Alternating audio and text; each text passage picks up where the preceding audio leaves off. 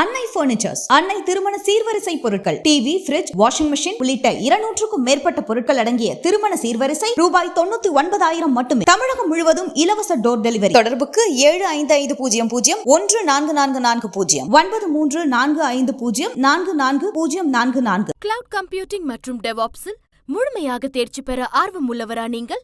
இந்தியாவிலேயே முதல் முறையாக இகாஸ் கிளவுட் 1-to-1 மற்றும் குழு முறையிலும் அனுபவம் மிக்க பயிற்சியாளர்களால் ஆன்லைன் வழியாக வகுப்புகளை வழங்குகிறது. தினசரி மற்றும் வாராந்திர பயிற்சி வகுப்புகள் மூலம் கிளவுட் மற்றும் டெவாப்ஸ் சான்றிதழ்களை பெறலாம்.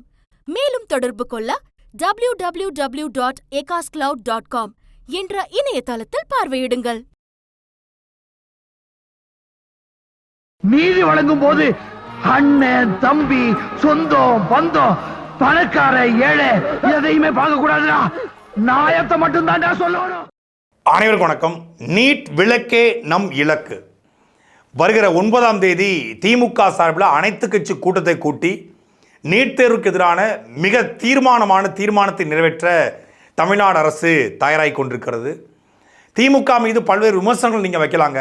ஆனால் மாணவருடைய கல்வி உரிமை பறிக்கப்பட்டால், ஏழை எளிய மாணவருடைய கல்வி கனவு பதிக்கப்பட்டால், ஒடுக்கப்பட்ட, பிற்படுத்தப்பட்ட, தாழ்த்தப்பட்ட மாணவர்கள் மருத்துவராக முடியவில்லை என்றால் களத்தில் குறிப்பாடுறா எங்கள் முத்துவேல் கருணாநிதி ஸ்டாலின் அப்படின்னு சொல்லி திமுகவோட 200 ஊபிஸ்லாம் சில்லறையை செதற விட்டுட்டு இருக்காங்க.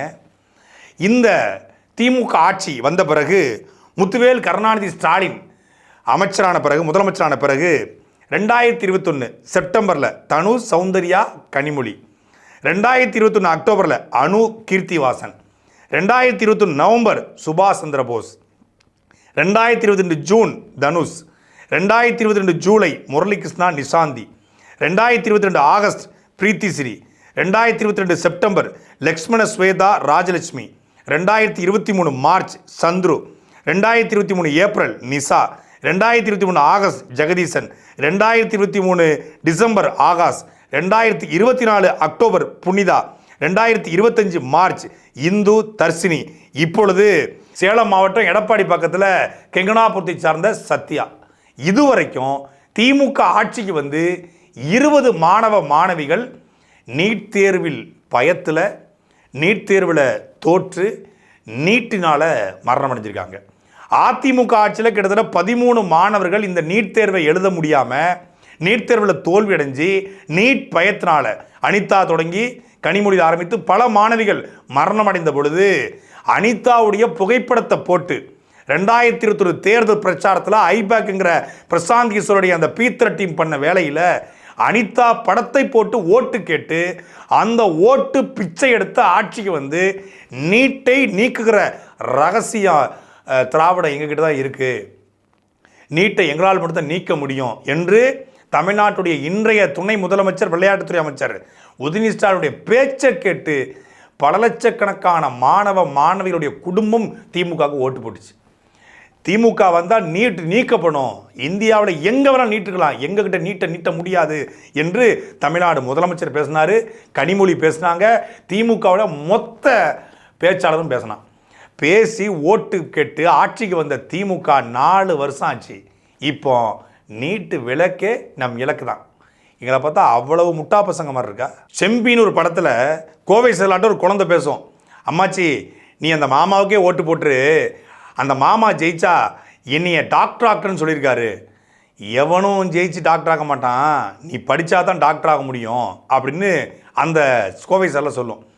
அப்போ அந்த மாமா பொய் சொல்லிட்டாரா அப்படின்னு அந்த குழந்தை கேட்கும். அதுக்கு அந்த கோவை செல்ல சொல்லுவாங்க, அவங்க பொழப்பே அதுதான் அப்படின்னு. இது யாருக்கும் சொல்லப்பட்டதில்லை, உதயநிதி ஸ்டாலின் சொல்லப்பட்டது. இதில் என்ன பெரிய குடும்பம்னா அந்த படத்தை தயாரித்ததே உதயநிதி ஸ்டாலின் தான். உதயநிதி ஸ்டாலினுக்கு எதிராகவே வசனம் இருந்ததுனால திரைப்படத்தில் அந்த வசனம் கிடையாது, ட்ரெய்லரில் இருந்த வசனம் திரைப்படத்தில் இல்லை.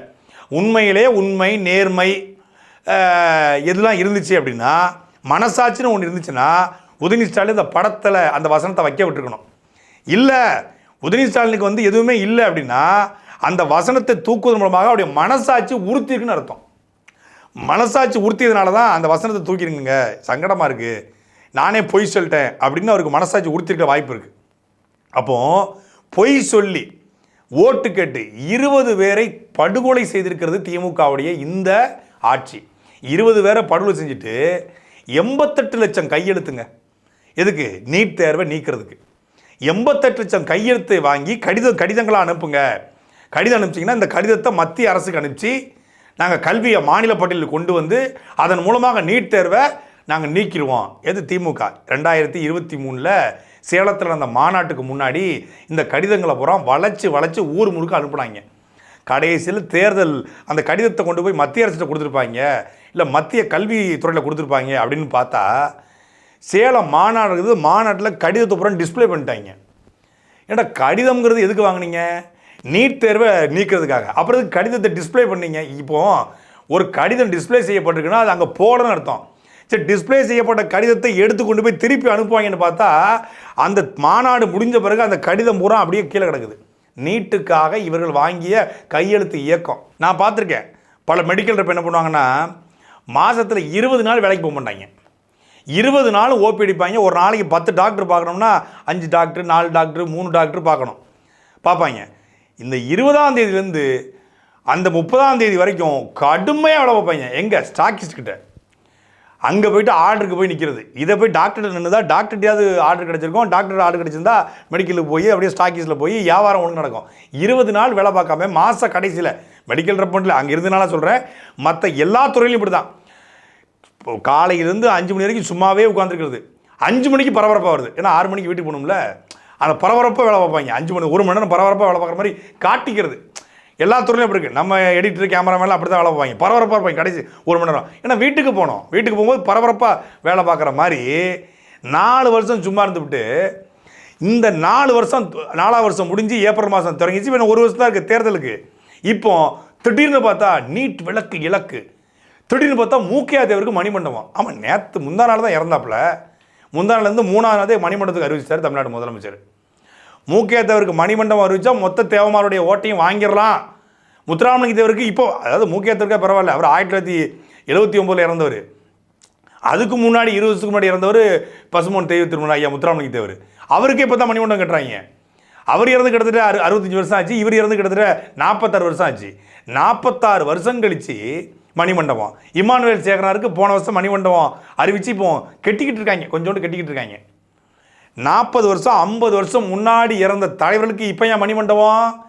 இப்போ நாம் தமிழர் கட்சி தொடர்ச்சியாக தமிழ் முன்னோர்களை, தமிழர் அடையாளங்களை, தமிழ் தலைவர்களை அடையாளப்படுத்துது. மூக்கையா தேவருக்கு 2023 அண்ணன் சீமான் தலைமையில் உசிலம்பட்டியில் மிகப்பெரிய கூட்டம், பேரெழுச்சியான ஒரு கூட்டம், ஒரு பெரிய ஆவணம் போல நடந்தது. அப்போ மூக்கையா தேவருடைய வகைராக்களை, அந்த பகுதி மக்களை சீமான் கவர்ந்துட்டாரு அப்படின்னு என்ன பண்ணுறது? முத்துராமலிங்க தேவர் குறித்து தொடர்ச்சியாக சீமான் பேசுகிறாரு, தமிழ் தேசியம் பேசுது, நாம் தமிழ் கட்சி பேசுது, அவரை ஒரு பெரிய அடையாளமாக முன்னிறுத்துது. அவர் சார்ந்த மக்களை தாண்டி ஒட்டுமொத்தமான முக்கியத்துவத்தையும் முத்துராமலிங்க தேவருக்கான ஒரு மரியாதை இருக்குது, மதிப்பு இருக்கிறது, பெரும் தலைவராக கொண்டாடுறாங்க. அப்போ மணிமண்டபம் கட்டுனா ஓட்டு விழுந்துடும்.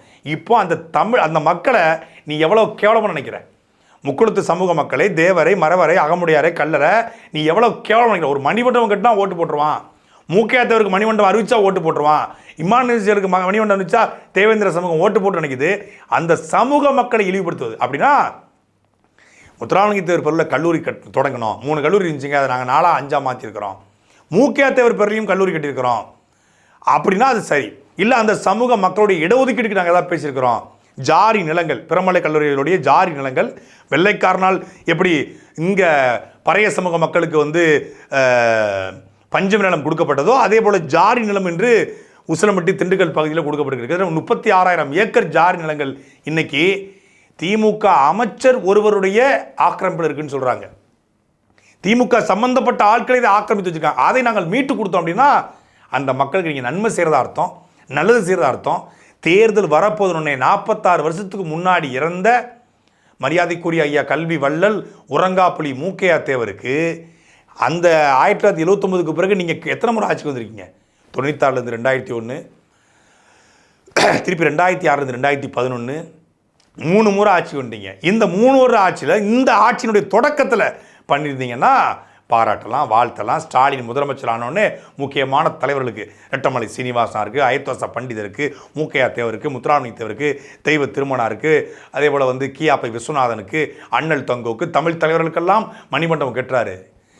இந்த திமுகங்கிற கட்சி ஆட்சிக்கு வருவதற்காக எது காரணமாக இருந்ததோ மொழிப்போரில் தன்னுடைய உடம்புல தீயை கொட்டிக்கொண்டு பெட்ரோலை ஊற்றி கொண்டு தீயை கொளுத்தி இந்தி ஒளிக தமிழ் வாழ்கிற துண்டறிக்கையை பிடிச்சு கொண்டு திருச்சி ரயில்வே நிலையத்தில் இறந்து போல கீழப்பலூர் சின்னசாமிக்கு இந்த அரசு மணிமண்டபம் கட்டிருச்சா? சின்னசாமியை விட திமுகவுக்காக தியாகம் செய்த, இந்த இனத்திற்காக மொழிக்காக தியாகம் செய்த ஒருத்தனை எவனாவது ஒருத்தன் காட்டுங்கடா. 50 வருஷத்தில் ஒருத்தன் காட்டுங்கடா. கீழப்பலூர் சின்னசாமியோடைய கல்லறை எங்கே இருக்குன்னு எவனுக்கா தெரியுமா? 250 கோடி 2 ஏக்கரில் கலைஞர் கருணாநிதிக்கு சமாதி. அவர் இன்னும் மொழிக்காக இனத்துக்காக செத்து போலையே, வயதாகி செத்து போனார். 2 ஏக்கரில் சமாதி.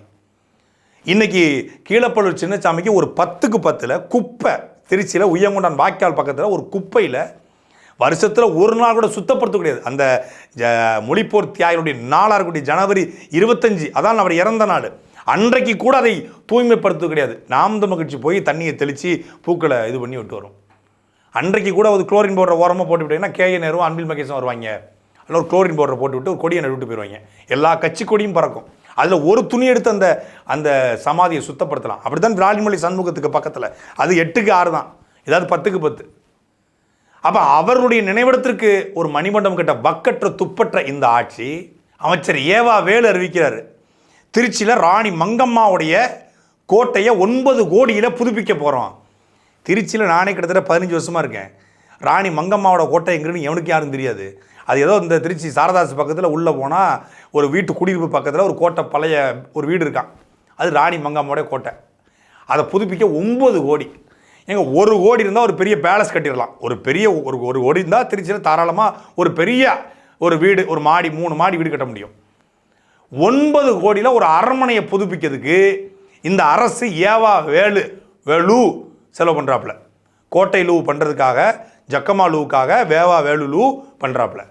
அவர்கிட்ட இருக்கிற அந்த இனப்பற்று மொழிப்பற்று தமிழ்நாடு அரசு ஐயா ஸ்டாலினுடைய அரசாங்கம் இருக்கிற இந்த இனப்பற்று மொழிப்பற்று ராணி மங்கம்மாவுக்கு 9 கோடி ஒதுக்குற இந்த அரசு மருதுபாண்டியர்கள் இந்த நிலத்தில் வெள்ளக்காரனை வீழ்த்தி அடிக்க, வளரியை எரிந்து வெள்ளக்காரனை விரட்டி அடித்த மன்னர்களாக இந்த நிலத்தை ஆண்ட வேலுநாச்சியாருடைய படை தளபதிகளாக இருந்த மருதுபாண்டியர்கள் இந்திய நிலப்பரப்பிலே வெள்ளைக்காரன் எதிராக மிகப்பெரிய பிரகடனத்தை அறிவித்து 5 மாநிலத்தில், இன்னைக்கு 5 மாநிலம், அன்னைக்கு ஜம்புத்தீவு பிரகடனம் என்று தென் மாநிலங்களை ஒருங்கிணைத்த ஒரு மிகப்பெரிய ஆளுமைகள் தலைவர்கள் அவர்கள் மருதுபாண்டியர்கள். அப்படிப்பட்டவர்கள் ஆண்ட சங்கரபதி கோட்டை சிதலம் அடைஞ்சு கிடக்கு. சங்கரபதி கோட்டைக்கு செலவு பண்ண உங்ககிட்ட காசு இல்லையா? அதனால் சங்கரபதி கோட்டைக்கு சில புதுப்பிக்க உங்களுக்கு வக்கு இல்லை, சங்கரபதி கோட்டையை புதுப்பிக்க உங்களுக்கு எண்ணம் இல்லை, ராணி மங்கம்மாவுடைய நினைவிடத்தை புதுப்பிக்க உங்களுக்கு பணம் இருக்குன்னா அதுக்கு வித்தியாசம் என்ன? இது திராவிடம், இது தமிழ் தேசியம் அதானே? இது தெலுங்கு இனப்பற்று இங்கே செய்ய முடியாமல் போனதுக்கான காரணம் என்ன? வேலுநாச்சியாருடைய நினைவிடம் எப்படி இருக்குன்னு எனக்கா தெரியுமாடா? வேலுநாச்சியார் பேரை சொல்லி வேலுநாச்சியாருடைய சமூக மக்கள்கிட்ட ஓட்டு பிச்சை எடுக்கிற எவனுக்காவது ஒருத்தனுக்கு தெரியுமா? உண்மையிலே அதை பேசும்போது ரத்தம் கொதிக்குது. 10க்கு 10 ஒரு சின்ன ஒரு அருவா சிவகங்கை பேருந்து நிலையத்துக்கு பக்கத்தில் பேக்கரி, ஜெராக்ஸ் கடை, இதுக்கு பக்கத்தில் இந்திய நிலப்பரப்பில் வெள்ளக்காரன்ட்டு இழந்த நிலத்தை மீட்ட ஒரே ஒரு பேரரசி வேலுநாச்சியார்.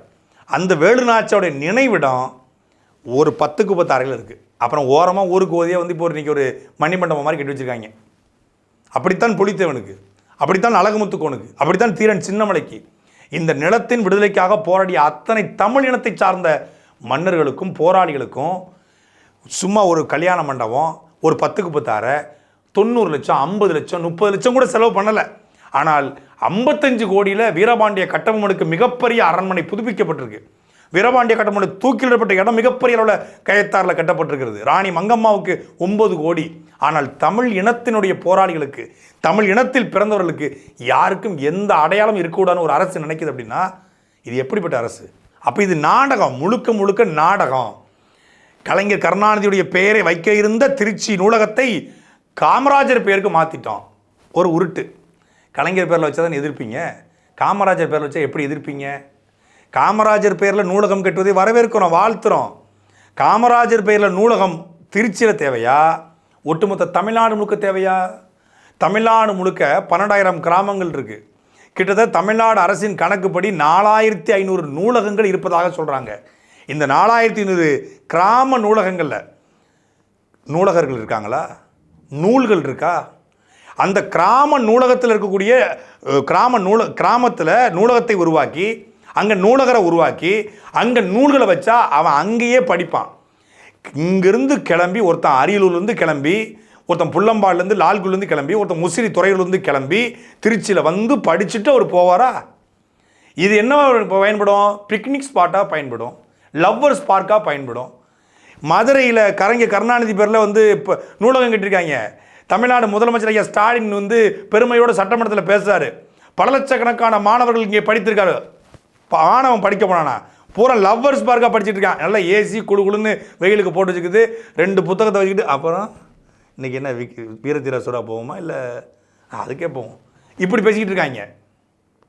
லவ்வர்ஸ் பார்க்காக தான் இருக்குது. நான் 2-3 முறை விசிட் பண்ணேன். 4ஆம் முறை போகும்போது அலர்ட் பண்ணிட்டாங்க.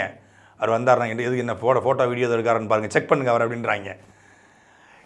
அதாவது கிராமத்தில் இருக்கக்கூடிய மாணவர்களுக்கு அந்த இடத்துல ஒரு உடற்பயிற்சி கூடம், ஒரு நூலகம் கட்டி கொடுத்தா அவன் அங்கேருந்து தயாராவான். அவன் காலையில் 6 மணிக்கு படிப்பான், 10 மணி 9 மணிக்கு நூலகம் திறக்கிறாங்களா, மாலை 6 மணிக்கு மூடுதா, அந்த நேரமும் அவன் படிப்பான். சனி ஞாயிறு முழுமையாக படிப்பான். கிராமத்துலேருந்து நகரத்துக்கு பேருந்து கட்டணம் கூட எடுத்து வர முடியாத எத்தனையோ மாணவர்கள் இன்றைக்கும் இருக்கான். இன்னொன்று வந்துட்டு போனால் அங்கே சாப்பாடு கட்டி கொண்டு வரணும். ஊர்லன்னா அவனே சாப்பிட்டுட்டு வீட்டில் போய் சாப்பிட்டு வந்து படிப்பான். அப்போ அந்த கிராமத்து நூலகங்களை மேன்மைப்படுத்தாத இந்த அரசு 250 கோடியில் நாங்கள் பெருசாக கட்டுறங்கிறது பெத்த தாய் பட்னியோடு உயிரோடு இருக்கும்போது பட்னி போட்டு செத்த பிறகு சமாதி கட்டுற கணக்கு. பிரம்மாண்ட நூலகம், பிரம்மாண்ட ஏர்போர்ட்டு, பிரம்மாண்ட பேருந்து நிலையம், ஓட்ட பஸ்ஸு, பிரம்மாண்ட நூலகம், பள்ளிக்கூடம் ஒழுகிட்டு இருக்கு. அண்ணன் சீமான் கேட்டாங்க, 225 கோடியில் திருச்சியில் காமராஜர் அவர்கள் பேரில் நீ நூலகம் கட்டுற நீங்கள், இதே திருச்சியில் அரசு பள்ளியில் மேலே ஓடு ஒழிஞ்சு மாணவனுடைய மண்டை உடையுது, திடீர்னு பார்த்தா மேற்கூரை உடைஞ்சு பொத்து மாணவியோட மண்டை உடையுது. தமிழ்நாடு முழுக்க 10,000 அரசு பள்ளிகள் தரமற்று இடிந்த நிலையில் இருக்கிறது. நம்ம ஸ்கூல் திட்டத்தில் முன்னாள் மாணவர்கள் பணம் கொடுங்க, அரசு கேட்குது. நம்ம ஸ்கூல் திட்டத்தில் முன்னாள் மாணவர்கள்ட்ட பணம் கேட்குற நீங்கள் இந்த 225 கோடி அங்கே போட்டு பள்ளிக்கூடத்தை சரி பண்ணலாம்ல? அதை நாங்கள் பண்ண மாட்டோம். நாங்கள் பிராண்டை உருவாக்குவோம். நாங்கள் இருந்தாலும் இல்லாட்டிலும் 100 வருடம் கிடைத்த வர்ற மடைகளுக்கு நாம் எப்படி இருந்தோம்னு தெரியவா போகிறது? வரலாறு முக்கிய அமைச்சரே அப்படின்னு புலிகேசி சொல்கிற மாதிரி இன்னொரு 100 வருஷம் கழித்து வர்றவனுக்கு என்ன ஆகும்? கலைஞர் நூற்றாண்டு நூலகம், கலைஞர் பேருந்து நிலையம், அது இருக்குமான்னு தெரியாது. அப்படி இருந்து டெவலப் ஆனா அப்போ கலைஞர் தான் பெரிய ஆள் போல இருக்குப்பா. ஊர் முழுக்க கலைஞர் சிலை, ஊர் முழுக்க பெரியார் சிலை. இப்போ 100 வருஷம் ஒரு 200 வருஷம் ஆயிடுதுங்க. இப்போ 2000 வருஷத்துக்கு முன்னாடி கீழறி ஆராய்ச்சி நடந்தது. நம்ம என்ன கண்டுபிடிச்சோம்? கீழே தான் ஆய்வு பண்ணுறோம். கீழே ஆய்வு பண்ணவோ கீழடியில் வந்து ஆதன் ஒருத்தர் இருந்திருக்காரா, கோதைன்னு ஒருத்தங்க இருந்திருக்காங்களா, தமிழ் முன்னோர்களா, இவங்க தங்கத்தில் ஊசி வச்சுருந்தாங்களா, முத்துக்கள் வச்சுருந்தாங்களா, யானை தந்தத்தில் சீப்பு வச்சுருந்தாங்களா, பரவாயில்லையாப்பா, இரும்பை வந்து உருக்கியிருக்காங்களா, அப்போவே கழிவறை கட்டி வாழ்ந்துருக்காங்களா, நாகரிகமாக இருந்திருக்காங்களே, ஹரப்பா முகஞ்சராக டஃப் கொடுத்துருக்காங்களா நம்ம ஆட்கள் அப்படின்னு பார்க்குறோம். இப்போ ஒரு இன்னொரு 1000 வருஷம் கழிச்சு ஆராய்ச்சி பண்ணால் என்ன கிடைக்கும்? பெரியார் சிலை, அண்ணா சிலை, கலைஞர் சிலை, இதெல்லாம் கிடைக்கும்.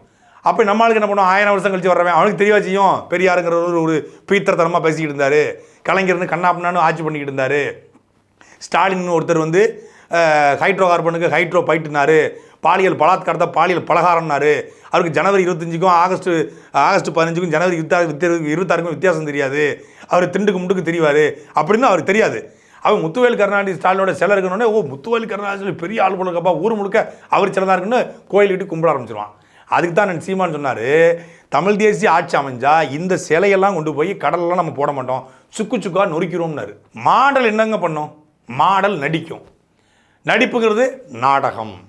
அப்படித்தான் திமுக இப்போ மூக்கையாத்தவருக்கு மணிமண்டபம் கட்டுற ஒரு நாடகம், கச்சத்தீவு மீட்பு ஒரு நாடகம், இப்பொழுது நீட் விளக்கு இலக்கு, அது அந்த பேர் இருக்கு பாருங்க, ஸ்னேகா, அந்த பேரில் விழுந்துட்டேங்கிற மாதிரி நல்ல ரைமிங்க. திருமாவேலன்னு ஒருத்தர் இருக்காப்புல, ஆனந்தவனில் வேலை பார்த்துட்டு இப்போ தான் ஃபுல் ஸ்கிரிப்ட் ரைட்டரு, அவர் தான் இந்த மாதிரி டைமிங்கை போடுறது.